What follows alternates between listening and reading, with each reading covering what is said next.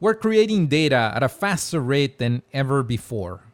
We already see projections, in this case of autonomous vehicles, for a great deal of data. I've seen similar projections in aerospace and oil and gas.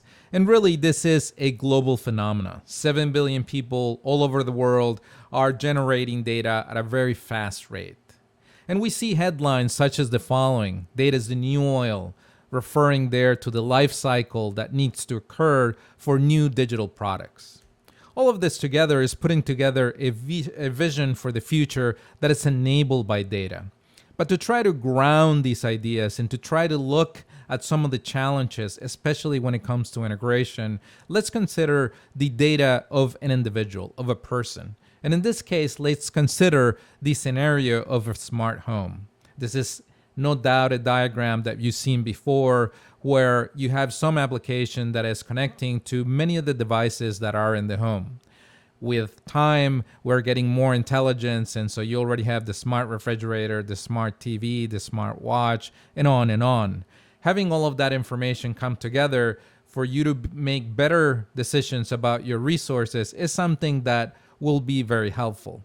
However, even in this neat little package here, and if you consider the individual, what about all the additional data sources? What if you think about your financial, your health, your transportation, social data, government interactions? Even just in the case of education, think of all the different institutions that you have touched. How is all this data connected? We'd like to think that the picture looks something like the following. However, what we have is the traditional silos, and bringing together that information costs a great deal of effort and oftentimes expense. And what we really have is the following. We have a bunch of silos, and this is simply thinking about the individual and the data that is associated with it. And this hampers our ability to be able to connect it, to be able to create predictive models, to be able to optimize our lives. For example, how does our health connect with activity, connect with financial, connect with weather, connect with education? All of these are areas that we still do not understand.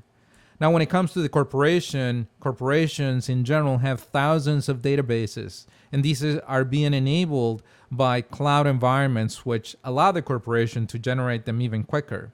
And it is not that they're being sloppy, it's simply that in order to get your job done, you cannot have a coordination, standardization, and everything that would need to happen for this perfect vision of the future. You need to go now, you need to create data today, you need to manage that data today. And so we have this evolution of databases that are disconnected that are very hard to bring together. Now imagine we looked at the case of the individual. Imagine how difficult it is to bring together different corporations. However, this is what needs to be done in order to enable business today. Now, as you might imagine, this is not a new problem. It goes back to the 1960s, to the beginning days of computation and the adoption of these platforms by business. By the 1980s, there are a couple of major patterns worth calling out. The first one is a common database. This is a pretty straightforward approach. All of us that are interested in sharing data will connect to the same database, and we will standardize on a data format, or a data schema, I should say. This is a pretty straightforward model, which is great because it makes it easy to understand for all of those involved. Making a change to this platform is pretty expedient because once you do, everybody benefits from the change. However, when it comes to the downsides, imagine changing your database within your corporation. That would require quite a bit of coordination. Now imagine having to do it across several organizations. Imagine having to get approvals from all of them and having to have a consensus when it comes to what changes are going to be allowed. This pretty quickly led to standards and many other types of friction that made it very difficult and made this model brittle in time. Certainly, there were no contracts. This was a batch model where you replicated every so often, and it wasn't part of processes or data formats. Now, the other one that was widely used, and in some places it continues to be used today, is the electronic data interexchange or interchange. And this is a model where you push documents and through a number of supported standards. It might sound very simple. In many cases, it was simply FTP back and forward. The organizations themselves had agreements as to what these documents or how these documents could be interpreted and mapped onto their systems and into their infrastructure. But it was a step forward at the time. It provided a standard mechanisms with which you could connect. It established a number of protocols that could be used. Just as before, it was not part of any data formats that were agreed upon. It was not part of business processes for sure. And it wasn't a contract in the modern sense of application programming interfaces. Now, it might interest you to know that this was revolutionary enough at the time that there needed to be arguments made of its advantages over using paper systems, which should show you a little bit of the thinking of the time. By the 1990s, software platforms were maturing rapidly, and object technology had matured as well. Remote object request brokers had become major platforms. Remote procedure calls were easily done, and we had a pretty good foundation for message-oriented infrastructure. Now, the big advantage here to previous systems is that we could do things now real time. We weren't limited to the batch FTP type environments. We had a true client server model, and we had pretty good technologies. At the time, Corba, the Common Object Request Broker architecture from Microsoft, an extension of COM, the component object model. In the D part of it was DCOM, the distributed component object model, was also pretty good. All of them ran into challenges when it came to extending it beyond infrastructures that were very common in makeup, where they had the same languages, the same operating systems, pretty similar organizations. Once you started to go across organizational boundaries where you had different operating systems, different technologies, there were some successes, but overall, it was a tremendous amount of cost. However, it did move the amount of functionality in a great way and provided really high performant, true design, especially when it came to interfaces and sharing some of the principles that were to come later. By 2000, web technology had matured enough, just like previously by the 1990s, object technology had matured enough, so that there was a new potential here to be able to integrate with the same ease that documents had been connected using web technologies. The most tractable approach at the time was software-oriented architecture, where the underlying foundations were the same as the web.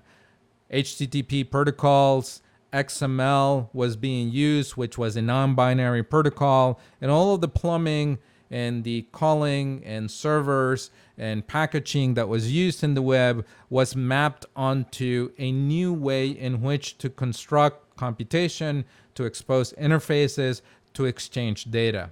The promise of this platform was pretty high. In fact, even today, you can still go to seminars where you're trying to design your systems in a software-oriented architecture. And although there were successes, it was a case of too much technology, too much specifications. The two leading vendors at the time, Microsoft and IBM, specified a tremendous amount of standards, often called the WS star protocols, defined a stack of technology that was too taxing for most organizations. It included even service registries, web service description language, and it provided a stack, once again, that was quite challenging. Now, the ultimate expression of some of these efforts were the enterprise service bus stacks that were started by many organizations that needed to bring together multiple corporations and organizations to be able to perform transactions, to be able to perform integration. These were many years long spanning efforts, most of which, or maybe perhaps that is too aggressive, but many of which failed, did not get anywhere, and certainly the cost to be able to attempt one of these was tremendous. By 2010, the pattern is very clear. SOA has been shaken out, and the pattern gave way to representational state transfer, REST, to create a much lighter weight version of services. These services are built in the Unix spirit, small pieces that do one thing well and even hold their own state. This means that they can be created in the cloud, that is enabling a lot of these processes to be able to generate n instances of them. They can also be versioned without having to touch the ecosystem. And it provides a new agility and a new way in which to design computation. Now contracts are well specified, although business processes and state is still not shared. By 2020, there's an opportunity for blockchain integration. And the advantage of that is the following. And let's review really where we have been.